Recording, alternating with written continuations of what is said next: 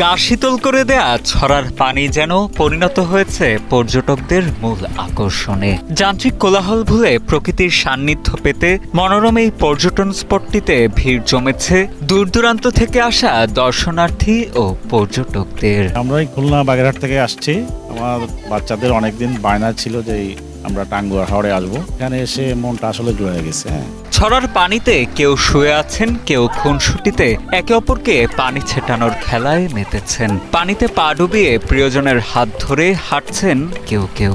আলহামদুলিল্লাহ, মাশাআল্লাহ, মানে অনেক সুন্দর, অনেক ভালো লাগছে। এখানে আসে ফ্যামিলি নিয়ে আসছি, খুব ভালো লাগছে। আমি একটা রহস্য খুঁজে পেলাম না যে এই যে ঝর্ণাটা আসলে এর উৎসটা কোথায়, কোথা থেকে এই পানিগুলো আসছে, এবং এই পানিটা মুখে দিলাম আমরা, চোখে খুবই ভালো লাগলো আর কি। পাখির চোখে এটিকে ইউরোপীয় কোনো দেশের বিশেষ কোনো জায়গা মনে হলেও প্রকৃতপক্ষে এটি বাংলাদেশেরই একটি পর্যটন স্পট। সিলেটের জাফলংয়ের মতো সুনামগঞ্জের চাঁদপুরেও সাদা পাথর থাকায় জায়গাটি পর্যটকদের কাছে পরিচিতি পেয়েছে সুনামগঞ্জের সাদা পাথর ছড়া নামে।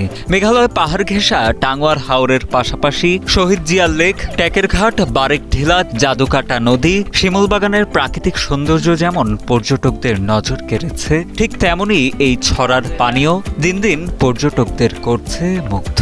আমরা শহরে যারা থাকি, যে ক্লান্তিনেসগুলো আমাদের কাজ করে, এখানে কিন্তু একদমই রিফ্রেশমেন্ট। ছড়াগুলোতে শুষ্ক মৌসুমে পানি কম থাকায় পর্যটকদের উপস্থিতি কিছুটা কম থাকলেও বর্ষায় ছড়াগুলোর নান্দনিকতা বেড়ে যায় বহুগুণ।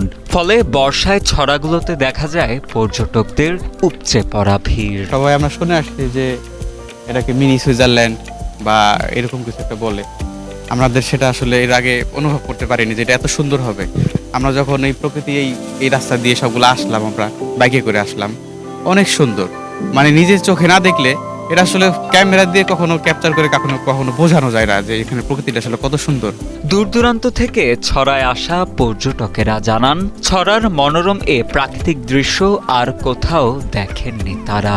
শহরে ব্যস্ততা আর যান্ত্রিক কোলাহল থেকে খানিকটা স্বস্তি পেতে চাঁদপুরের ছড়া উপযুক্ত একটি পর্যটন স্পট বলেও জানান তারা। হাওড়ে আসে আসলে এমন একটা অনুভূতি যে আসলে জান্নাতের যে একটা অনুভূতি, আলহামদুলিল্লাহ, যে এখানে এত অকল্পনীয়, মানে এটা না দেখলে আসলে করতে পারতাম না, রিয়েলাইজ করতে পারতাম না এখানে আসে এত। বিশেষ করে এই ঝর্ণার পানিটা যে অনেক মনোমুগ্ধকর, ঠিক আছে, মনে হচ্ছে যে জান্নাতের পানি ডুব দিচ্ছি। আমাদের দেশেও যে এত সুন্দর সুন্দর জায়গা আছে, এটা দেখে খুব ভালো লাগলো। যে পানিটা আসতেছে, হ্যাঁ, সে পানিটা খুবই ঠান্ডা এবং প্রাকৃতিক ঠান্ডা যেটা বলে আমরা, হ্যাঁ। এই পানিতে যদি প্রতিদিন গোসল করে যদি আমরা থাকতে পারতাম, তাহলে হয়তো বা এসি লাগাতে হতো না।